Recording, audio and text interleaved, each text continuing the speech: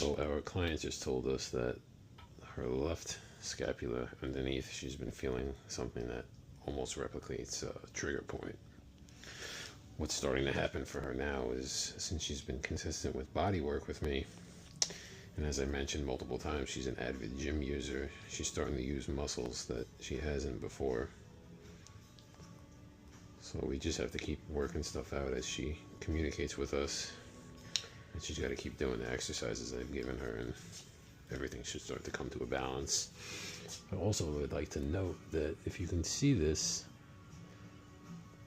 left side is a little bit flared, and the right side is just about flushed.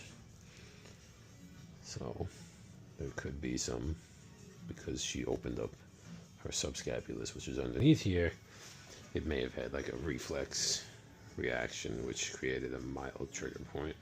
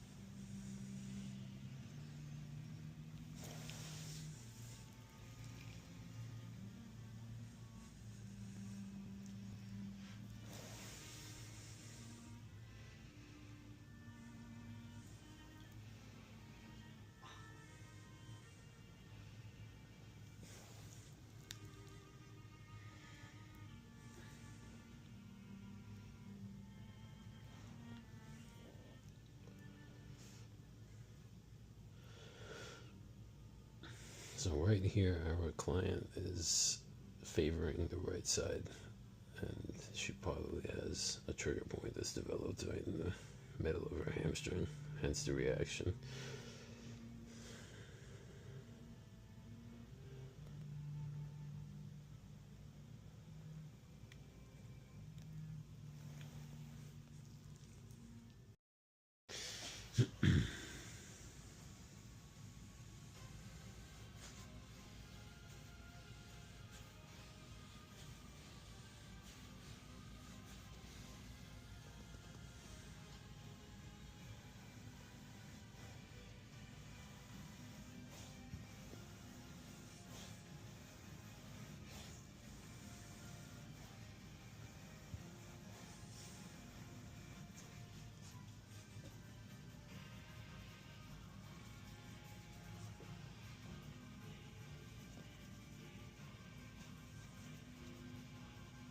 This music is what my muscles feel like.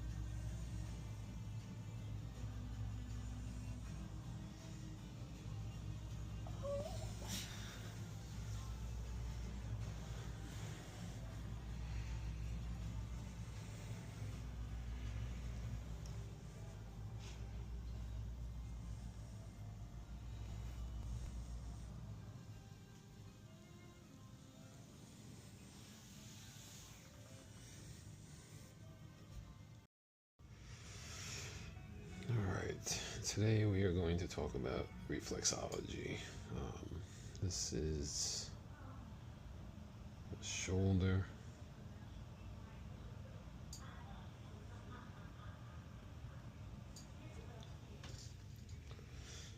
This is the spine.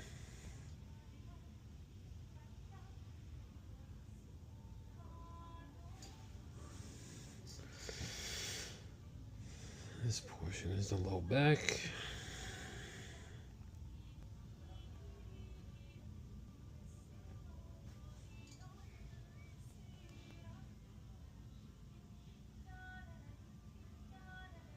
This is the head.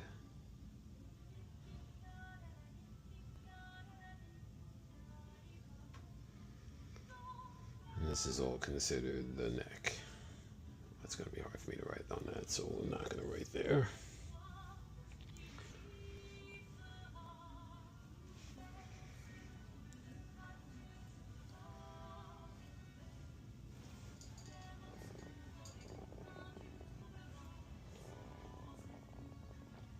So common treatment for, what's the word I'm looking for? Plantar fasciitis, working top to bottom, because your soleus muscle, which is underneath here, this wraps all the way underneath the heel, over the heel, and up through the center portion of the foot. That's typically the muscle and tendon that gets irritated the most with the inflammation buildup. So usually you want to scrape downwards to relieve that overstretching. Not too aggressively either, because they already have inflammation going on.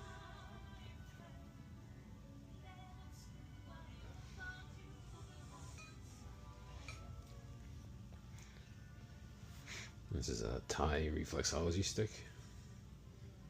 You just hit basic pressure points.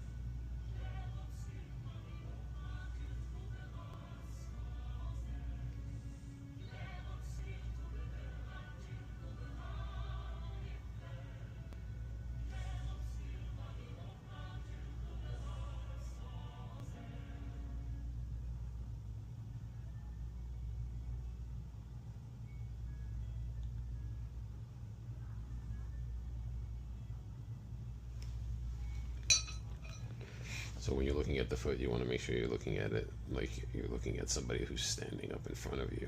The head, shoulders, midsection. This is basically the way you're doing like organ work, the whole process of aiding the digestion in the system. And then here is like where you're starting low back, hips kind of region, and all this is like pelvic area. And then you can really get a lot of so if this was the spine, there's a muscle group that's on either side called the erector spinae. This will help aid opening that up.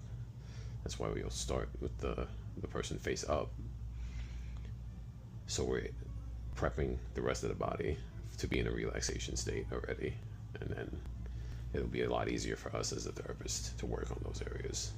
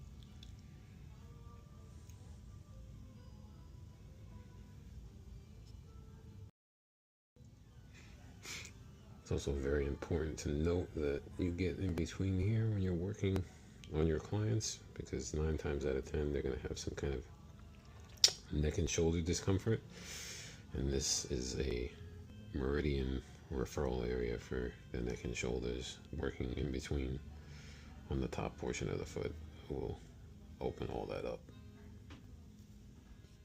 The kyphosis video that we had last time, if you remember what I was talking about with her rounded posture, this is the same client as last time as well. So when you address the front portion, what we're going to do for this client specifically is we're going to shove the same exact pillow that you saw from last time underneath her shoulder girdle, so she's elevated a bit, and we can open up her chest.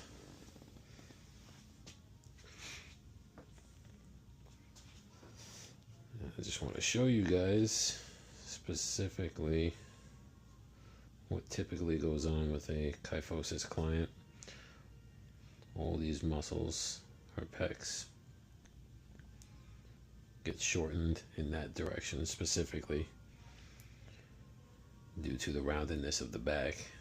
So we deal with, massage therapists deal with agonist and antagonist muscle groups, and it's kind of like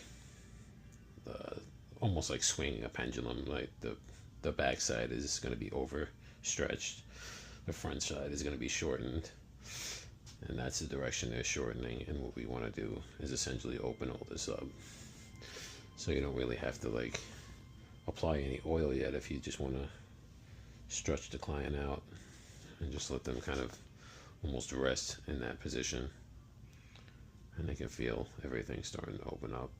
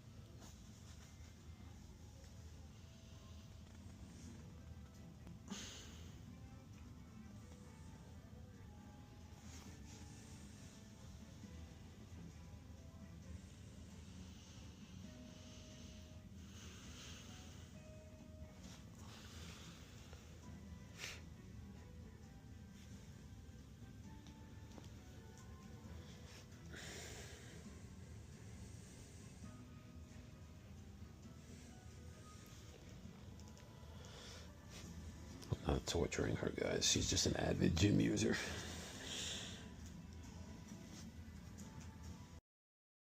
Okay, one last thing I did not touch upon is the occipital region. When you're dealing with clients that have kyphosis, typically they're going to be aided by, well, they're going to start to develop forward head posture as well as the kyphosis gets more severe.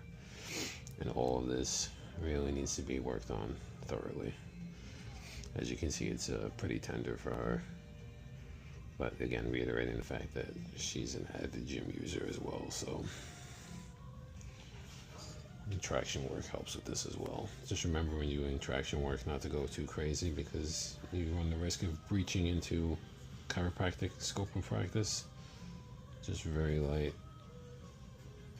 occipital pull. Just get that spacing.